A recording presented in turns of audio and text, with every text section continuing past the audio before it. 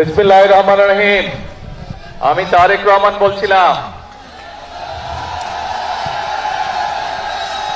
প্রিয় ভাই বোনেরা, উপস্থিত মুরব্বীবর্গ, এলাকাবাসী ভাইরা, আসসালামু আলাইকুম। কেমন আছেন আপনারা? আচ্ছা, আজকে আপনাদের এখানে জনসভা নেই। আমি কবে এসেছিলাম জানি? 2004 না? হ্যাঁ, 2004-এ এই এলাকায় কিন্তু আমি এসেছিলাম, মনে আছে? হয়তো অনেকের সাথে সেদিন দেখা হয়েছিল। তা আজকে আবার আলহামদুলিল্লাহ আল্লাহর মধ্যে বহু বছর পরে এসেছি। আজকে এখানে আসার মূল উদ্দেশ্যটা হচ্ছে যে আপনারা নিশ্চয়ই শুনেছেন, নির্বাচনের আগে আমরা কিন্তু বলেছিলাম যে সারা বাংলাদেশে আমরা অনেকগুলো কাজের মধ্যে মূল দুটো কাজ করতে চাই। একটা হচ্ছে এই খাল খনন, যেটা শহীদ রাষ্ট্রপতি জিয়াউর রহমান শুরু করেছিলেন। আরেকটা হচ্ছে বৃক্ষরোপণ সারা বাংলাদেশে, এটাও শহীদ জিয়া শুরু করেছিলেন। দেশনেত্রী খালেদা জিয়াও এই কর্মসূচি চালু রেখেছিলেন। এই কর্মসূচি আমরা আবার ইনশাল্লাহ বাংলাদেশে চালু করেছি। সেই বৃক্ষরোপণ কর্মসূচির অংশ হিসাবেই আজকে এখানে আমি এসেছি। এখানে বৃক্ষরোপণ আমরা করব। তবে এই যে বৃক্ষরোপণ করব, আমি আসার সময় রাস্তায় দেখলাম অনেকগুলো মানুষ রাস্তার দুই ধারে অনেকগুলো গাছের চারা নিয়ে তারা দাঁড়িয়ে আছে। কেউ কেউ রোপণ করেছেন, কেউ কেউ রোপণ করবেন। যেই চারাগুলো রোপণ হয়নি, আমি খেয়াল করে দেখলাম অনেকে চারা যে মাটিটা থাকে সেই মাটিটা একটা পলিথিন দিয়ে প্রাচানো থাকে, কিন্তু পলিথিনটা শুদ্ধ গর্তের মধ্যে দিয়ে দিয়েছে। তো পলিথিনটা শুদ্ধ যদি গর্তের মধ্যে আপনারা দিয়ে দেন, তাহলে তো জানেন যে গাছটা নষ্ট হয়ে যাবে। তো যারা যারা এই কাজটা করেছেন, দয়া করে সকলে ওই পলিথিনটা খুলে নিয়ে মাটি সহ গাছটা মাটিতে রোপণ করুন, নাহলে তো গাছটা বৃক্ষরোপণ আমাদের গাছটা মরে গেলে তো নষ্ট হয়ে যাবে, তাই না? সেই জন্য সকলকে আমাদেরকে যত্ন সহকারে এই কাজটি করতে হবে। এবং এই যে দেখেন বর্ষাকালে বৃষ্টি হয়। আচ্ছা ভাই, আগে ডাক দেওয়া শেষ করি, তারপরে স্লোগান দেয়। এখন না, আস্তে আস্তে। এখন এই যে দেখেন, আমরা দেখেছি যে দেখেন চট্টগ্রাম অঞ্চলের দিকে প্রায় 5টি জেলাতে অনেক বৃষ্টিপাত হয়েছে। তার আগে আবার বৃষ্টিপাত ছিল না বেশ অনেকদিন, তাই না? বৃষ্টি এই যে হচ্ছে, মাঝখানে অনেকদিন গ্যাপ ছিল না বৃষ্টির। এই যে কখনো বৃষ্টি বেশি হচ্ছে, কখনো বৃষ্টি হচ্ছেই না প্রায়। এই যে আবহাওয়ার এই বিষয়টা, এটা কেন হচ্ছে? কারণ সারা পৃথিবীতেই আবহাওয়ার সমস্যা হচ্ছে, কিন্তু বাংলাদেশে বেশি হচ্ছে এই কারণ যে আগে আমরা যখন ছোট ছিলাম তখন শীতকালে যতটা শীত পড়তো, এখানে অনেক মুরব্বী আছে, মুরব্বীরা ভালো বলতে পারবেন যে এখন কিন্তু আগের মতন শীত পড়ে না। এখন আগের মতন শীত পড়ে না। আবার গরমের সময় অনেক বেশি গরম পড়ে। তো এই যে সব সমস্যাগুলো, এই সমস্যাগুলো যদি আমাদেরকে সমাধান করতে হয় বা এই সমস্যার কষ্টটা যদি কমিয়ে আনতে হয়, আমাদেরকে সারা দেশে অনেক গাছ লাগাতে হবে। 20 কোটি মানুষের দেশ, আমাদের যে পরিমাণ গাছ থাকা প্রয়োজন সেই পরিমাণ গাছ সারা বাংলাদেশে নেই। এবং সেই কারণেই শহীদ জিয়া যে কর্মসূচিটি শুরু করেছিলেন, দেশনেত্রী খালেদা জিয়া এই যে বৃক্ষরোপণ কর্মসূচি থেকে এগিয়ে নিয়ে গেছেন। আমরাও বর্তমানে বিএনপি দেশ পরিচালনার দায়িত্বে আছে, আমরা অনেকগুলো কর্মসূচির পাশাপাশি আমাদের এই কর্মসূচিটাকেও সারা দেশে আমরা এই কর্মসূচিটা চালু রাখতে চাই। এবং ইনশাআল্লাহ আগামী 5 বছরে আমাদের পরিকল্পনা হচ্ছে যে আমরা 25 কোটি গাছ, আমরা আগামী 5 বছরে সারা দেশে 25 কোটি গাছের চারা আমরা রোপণ করব। এখন একটি গুরুত্বপূর্ণ বিষয় আছে, আজকে প্রায় এখানে 2000 গাছের চারা রোপণ করা হবে। যারা যারা যে গাছের চারাটি রোপণ করবেন, আপনাদের দায়িত্ব কিন্তু আজকে রোপণ করে চলে গেলেই কিন্তু, শুধু রোপণ করলেই কিন্তু কাজ শেষ হয়ে যাচ্ছে না। একটি শিশু যখন ভূমিষ্ঠ হয়, শিশুটা ভূমিষ্ঠ হলেই কিন্তু বাবা মায়ের কাজ শেষ হয়ে যায় না, বরং শিশুটা ভূমিষ্ঠ হবার পরে শিশুটাকে যত্ন সহকারে গড়ে তোলা, যত্ন সহকারে মানুষ করাই হচ্ছে সবচেয়ে আসল কাজ। কাজে এই গাছটা যেটা আপনারা আজকে রোপণ করবেন, এই যে 2000 গাছের চারা রোপণ করা হবে, এই গাছটা কিন্তু শিশু গাছ, আজকে শিশুর মতন এটিকে বড় করতে হবে। কাজেই যারা যারা গাছের চারাটি রোপণ করবেন তাদের কাছে আমার অনুরোধ থাকবে, এবং যেই বাড়ির সামনে গাছটি রোপণ করা হচ্ছে সেই বাড়িতে যারা বসবাস করবেন অথবা আশেপাশে যদি দোকান থাকে, প্রত্যেকের কাছে আমার অনুরোধ থাকবে, আহ্বান থাকবে যে গাছটি একটা সাইজে বড় না হওয়া পর্যন্ত দয়া করে গাছটিকে যে যতটুকু পারেন, যেভাবে পারেন গাছটিকে দয়া করে যত্ন করবেন যাতে গাছটি বড় হতে পারে। কারণ এই গাছটি যদি বড় হয়, আপনি বুক ভরে শ্বাস নিতে পারবেন। এই গাছটি যদি বড় হয়, এই গাছটি বড় হলে এই গাছের তলায় আপনি শান্তি মতন ছায়ায় বসতে পারবেন। কাজে এই গাছটি আমাদের উপকারের জন্যই হবে, শুধু আপনার না, আপনার সন্তান, আপনার পরিবার, আপনার এলাকার মানুষ, আপনার পাড়ার মানুষ সকলে এই গাছের সুবিধা পাবে। গাছটির গরমকালে যখন গাছটি বড় হবে, গরমকালে যখন বাতাস হবে গাছটিতে, সেই বাতাসের যে শান্তির স্পর্শ বাতাস সেটিও আপনি পাবেন। কাজেই আসুন, আমরা যদি আমাদের এলাকাটাকে সুন্দর করতে চাই, আমরা যদি আমাদের দেশটাকে সুন্দর করতে চাই, তাহলে অবশ্যই আমাদেরকে এই গাছের যত্ন নিতে হবে, বৃক্ষ রোপণ করতে হবে। এই বৃক্ষটি বড় হলে যাতে এই বৃক্ষের সুবিধা সকলে পায়, প্রত্যেকটি মানুষ পায়, ওই বৃক্ষের আশেপাশে যারা বসবাস করেন প্রত্যেকটি মানুষ যাতে সেই বৃক্ষের সুবিধাটা পায়, আমাদেরকে সেটাই চেষ্টা করতে হবে। আসুন, আল্লাহর নাম নিয়ে বিসমিল্লাহ বলে আমি আমার চারাটি রোপণ করছি। যারা যারা এখনো রোপণ করেননি তাদেরকে অনুরোধ করব, কিন্তু মূল কথা হচ্ছে যে শুধু আজকে রোপণ করে চলে গেলেই হবে না, গাছটির যত্ন নিতে হবে যাতে গাছটি বড় হতে পারে।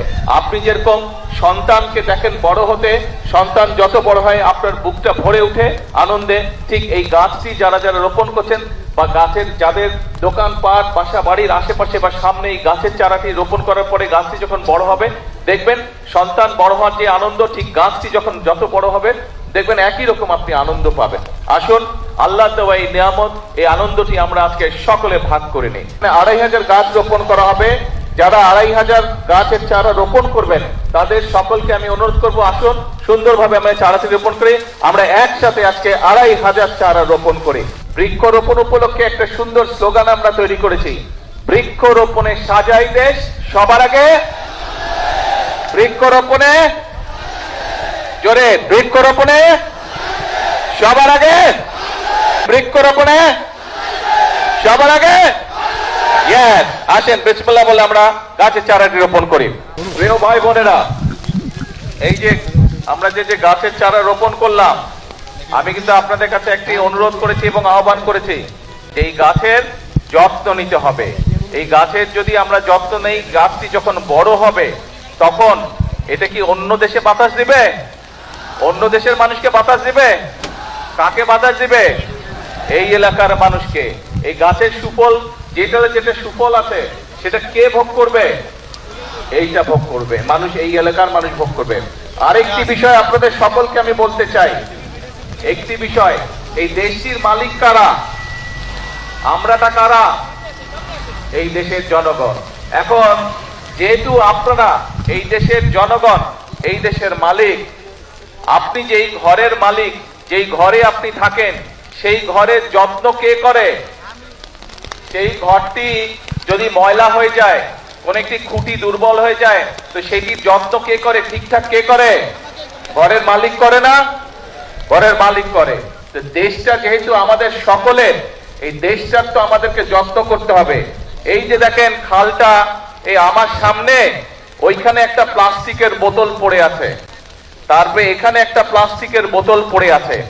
এই যে পত্রপত্রিকা খুললে আমরা দেখি বিভিন্ন জায়গায়, এই যে বর্ষার সময় এখন আমরা কি দেখি, বিভিন্ন জায়গায় পানি জমা হয়ে যাচ্ছে, হচ্ছে না? সেটি শহরেই হোক, গ্রামেই হোক, বিভিন্ন খাল বিল এগুলা বন্ধ হয়ে গেছে, পানি যেতে পারছে না ঠিকভাবে। এইটা দেখি না আমরা, এই সমস্যা হয় না? তো এখন এই যে সব জায়গায় যদি আমরা ময়লা ফেলি, আবর্জনা ফেলি, তাহলে এই খাল বিল সব ময়লা হয়ে যাবে, খাল বিল সব বন্ধ হয়ে যাবে।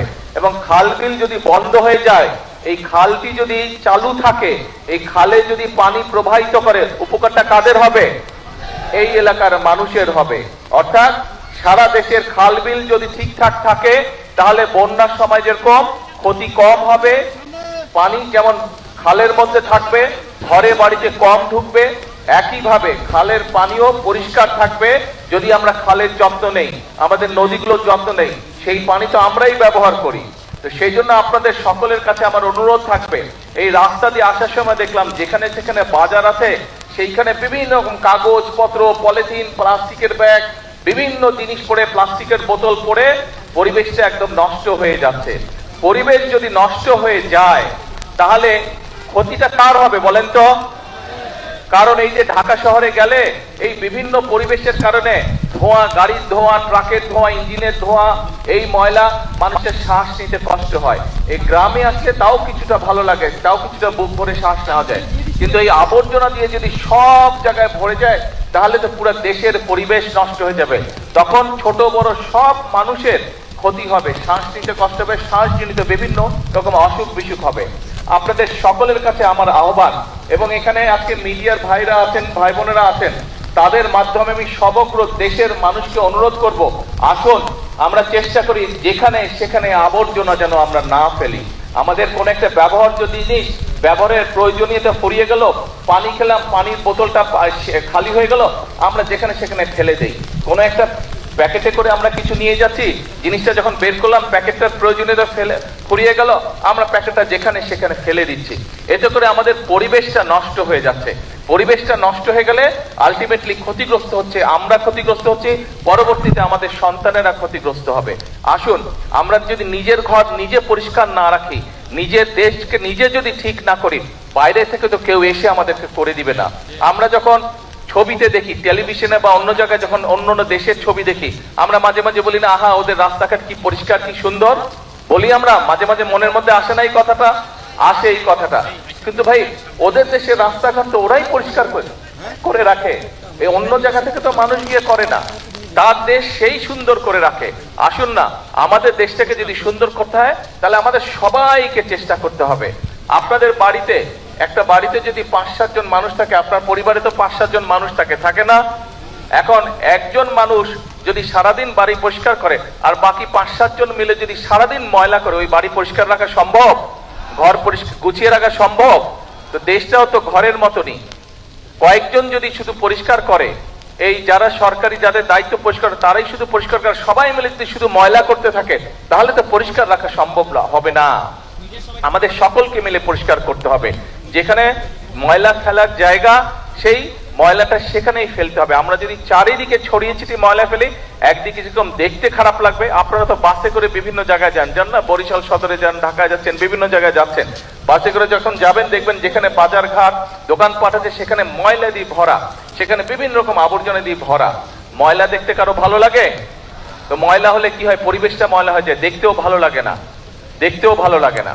তাহলে আসুন আমাদের দেশের যত্ন আমাদেরকে নিতে হবে, আমাদের দেশকে গড়ে তুলতে হবে আমাদেরকে। আমরা সবাই মিলে চেষ্টা করি, আমরা সবাই মিলে যদি সচেতন হই তাহলে আমরা আমাদের পরিবেশটা সুন্দর করতে পারবো। আমরা যদি আমাদের পরিবেশটা সুন্দর করতে পারি, আমাদের ভবিষ্যৎ বংশধররা একটা সুন্দর জায়গায় থাকতে পারবে। আমরা এইভাবে, এই যে খালের মধ্যে প্রয়োজন শেষ হয়ে গেছে, প্লাস্টিকের বোতল ফেলে দিয়ে গেছে, ওখানে আরেকটা প্লাস্টিকের পানির বোতল ফেলে দিয়ে গেছে, বিভিন্ন জায়গায় দেখবেন যে পলিথিন ফেলে দিয়ে গেছে, কাগজ ফেলে দিয়ে গেছে, ওই যে ওখানে খুব সম্ভব একটা সিগারেটের প্যাকেট পড়ে আছে। আসুন আজকে থেকে আমরা চেষ্টা করি আমরা যত্রতত্র ময়লা ফেলবো না, আমরা যত্রতত্র যেখানে সেখানে এই ধরনের জিনিসপত্র, প্লাস্টিকের বোতল, পলিথিনের ব্যাগ, আমরা এই সিগারেটের প্যাকেট, এগুলা যত্রতত্র ফেলবো না। যদি শেষ হয়ে যায়, যদি ফেলে দেওয়ার প্রয়োজন হয়, আমরা ধরে রাখবো, যখন একটি নির্দিষ্ট ময়লা ফেলার জায়গা পাবো আমরা সেইখানেই সেটি ফেলে দেবো। আমরা কি এই প্রতিজ্ঞাটা করতে পারি, এই চেষ্টাটা করতে পারি কি ভাই? এই চেষ্টাটা আমরা করতে পারি? খুব কাজা। আমার পকেটে যদি হাত দেন, এই দেখেন টিস্যু বের হবে আমার পকেট থেকে। এই টিস্যু একটু আগে আমি যে মাটি নিয়ে হাত ধুয়ে, এখন এখানে তো টিস্যুটা ফেললে তাহলে তো আমি আপনাদের যা বলছি আমি নিজেই সেটা মানলাম না। সেই জন্য ছোটবেলা থেকে আমি অভ্যাস করে নিচ্ছি, যখন আমি টিস্যু ব্যবহার করে আমি আমার পকেটের মধ্যে রেখে দিই টিস্যুটা। আমার যে কোনো প্যান্টের পকেটে হাত দিলেই দেখা যাবে টিস্যু বের হয়ে আসতেছে। সারাদিনে সব টিস্যু গিয়ে প্যান্টের পকেটে জমা হয়। রাত্রে যখন বাসায় যাই, আমি রাত্রে বাসায় গিয়ে ডাস্টবিনের মধ্যে বা যেখানে ময়লা ফেলার জায়গা সেখানে আমি টিস্যুগুলো নিয়ে ফেলে দিই, সারাদিনের ব্যবহৃত টিস্যু। কাজেই আমি এই কাজটি চেষ্টা করেছি, আমি আস্তে আস্তে আমার মধ্যে এই অভ্যাসটা গড়ে তুলতে সক্ষম হয়েছি। আমরা যদি সকলে মিলে চেষ্টা করি, আজকে থেকে এই অভ্যাসটা আমরা সকলে মিলে তৈরি করতে পারবো। এবং এই অভ্যাসটা যদি আমরা প্রত্যেকটা মানুষ, এই দেশের প্রতিটি মানুষ যদি আমরা এই অভ্যাসটি গড়ে তুলতে পারি, তাহলে আমরা একটা সুন্দর পরিষ্কার একটি দেশ গড়ে তুলতে পারবো, যেই দেশের পরিবেশটা সুন্দর হবে, যেই দেশটি দেখে সবাই প্রশংসা করবে। নিজের দেশের মানুষ যেমন প্রশংসা করবে, একইভাবে বিদেশ থেকে যারা আসবে তারাও বলবে যে বাংলাদেশ একটি পরিষ্কার দেশ, বাংলাদেশ একটি সুন্দর দেশ, বাংলাদেশের মানুষ তাদের নিজেদের দেশটাকে গুছিয়ে রেখেছে, পরিচ্ছন্ন করে রেখেছে।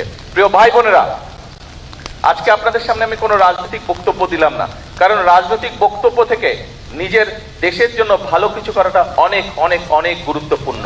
আমি মনে করি এই যেই কথাটি আমি বলেছি, এই কথাটি, এই কাজটি যদি আমরা করতে পারি, এটি দেশের জন্য অনেক বড় গুরুত্বপূর্ণ। এটি দেশের জন্য বর্তমানে এবং ভবিষ্যতে বাংলাদেশের ভবিষ্যৎ প্রজন্মদের জন্য একটি সুন্দর সুস্থ দেশ গড়ে তুলতে আমাদেরকে সাহায্য করবে। আসুন আজকে এই বৃক্ষরোপণের দিনে, আজকের এই কর্মসূচির দিনে আমরা সকলে মিলে প্রতিজ্ঞা করি যে আমরা আমাদের স্ব অবস্থান থেকে প্রত্যেকটি মানুষ যতটুকু সম্ভব হবে আমরা চেষ্টা করব আমাদের আশেপাশের পরিবেশের প্রতি আমরা যত্ন নিব। আমরা চেষ্টা করব আমাদের আশেপাশের ঘর বাড়ি রাস্তাঘাট যতটুকু সম্ভব আমরা আমাদের অবস্থান থেকে আমরা চেষ্টা করব সেই পরিবেশটিকে রক্ষা করার জন্য, পরিবেশটিকে পরিষ্কার রাখার জন্য, পরিবেশটিকে সুন্দর রাখার জন্য। আপনাদের কাছে এই প্রত্যাশা রেখে আমার বক্তব্য শেষ করছি। আল্লাহ হাফেজ।